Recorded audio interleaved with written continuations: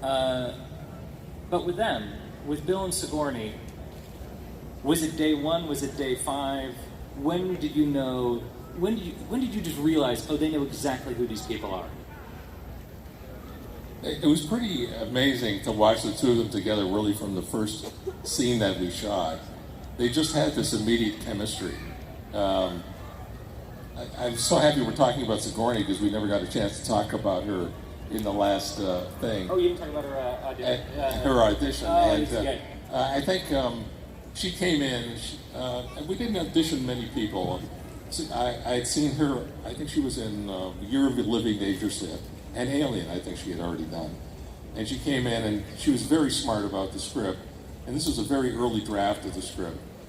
And at some point, right away I could see there's a kind of bearing about Sigourney that I kept thinking of her as the Madame Dumont of sort of my particular group of Marx Brothers. And, you know, there's just an intelligence about her and an ability to sort of take the joke, but still maintain being the most mature person in the room.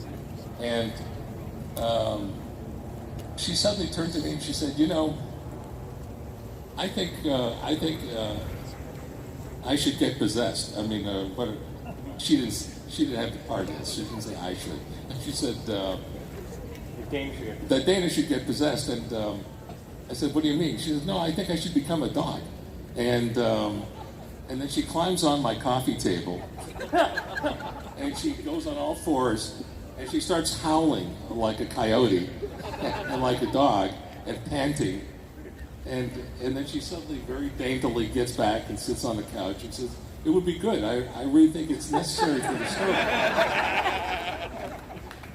And I said, you know, we didn't know what we were doing in the last act of this movie. We didn't know quite. We knew we had a keymaster and a gatekeeper, whatever that meant. And somehow it had to do with those two characters on the same floor. But we didn't know how that was going to consummate, literally, and be shown on film. And as soon as she left my office, I called up Harold and I said, you know, this actress, Sigourney Weaver, by the way, I think she better be painted there. She's perfect. I think she just talked about being possessed. And don't you think that's a good idea? And we really wrote this whole last sequence with them. And it all came out of that. And that was the good fortune of this movie. All kinds of really smart people came up with really good ideas. And I think we were smart enough to act on it and act on it quickly. The next clip, this is a scene that I had never seen before. It's not. This is not like other alternate takes. So I have no idea what this is. I'm just hoping you can explain it.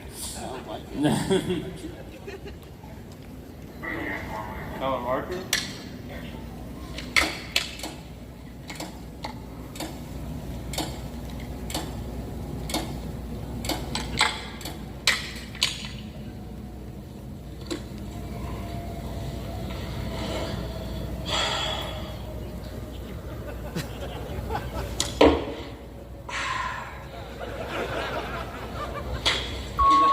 Okay, now so this feels like it's out of one of my indie films, not one of right?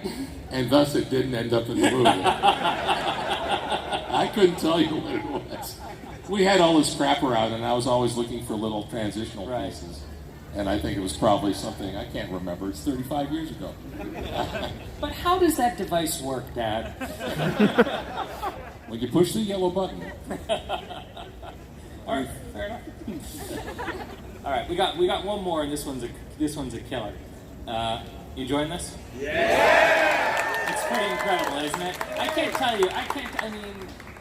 Having grown up, and usually when I'm in a conversation with somebody, I've seen Ghostbusters many more times than them. This is the first time I'm in a group of people where I'm like, oh, I think you guys have actually seen this movie more times than I have. But anything that you're in love with, I feel like part of making what we call GB20, the next one, is a form of archaeology. You know, and it is oddly, in many ways, an archaeological film. And we are kind of looking through the past, and I've been asking myself all the time, what is it that makes it a Ghostbusters movie? What makes a Ghostbusters ghost a Ghostbusters ghost? And so getting to see this original footage has been extraordinary. It's been like, finding the hidden opening to a pyramid. And anyhow, this next set is particularly fun.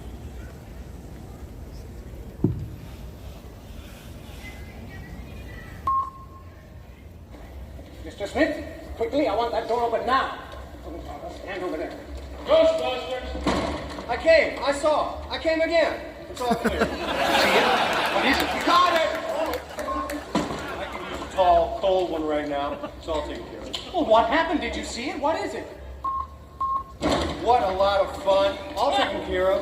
What a blast. Sir, what you had there was what we refer to as a focused, non-terminal repeating phantasm, or a class 5 full roaming vapor.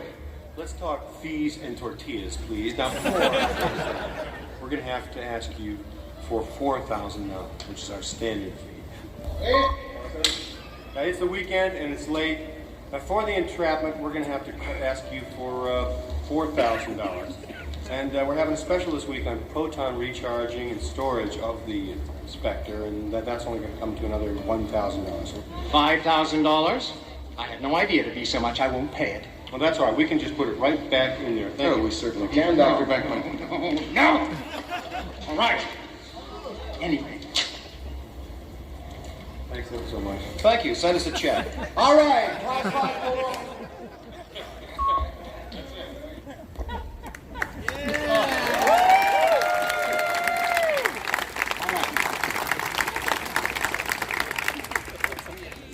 When did he say it? What was the first take he say? We came, we saw, we kicked some ass. I wish he was here. I can't remember. I think it wasn't the very first time. I think it was something that one actually sounds like we actually wrote that. Yeah. And that he was resisting it and was trying everything else, which often would happen. And it was really one of the fascinating things where he would, most actors will start with the lines as written and then sort of keep pushing it. But he always felt free to really go any way, and he often would start way out there and my job was then to sort of bring him back into the center. So it could have gone any way.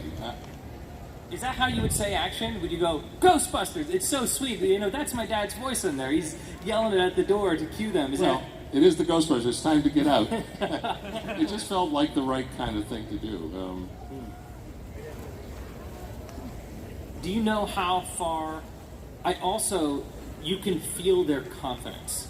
Do you remember if that was later on in the shoot, earlier on in the shoot? They just feel coalesced there. We shot that in Los Angeles. That's obviously the Biltmore Hotel. But, so that was later in the film. But they were this confident. I was talking about how cocky we were for the opening. And it's true, we felt this way. I mean, we had all made some pretty successful movies by then. And we knew that this was kind of an all-star group, all working together. And we were all kind of young. We were all in our 30s. And so, I'm sorry. It's okay, Dad. Oh my God.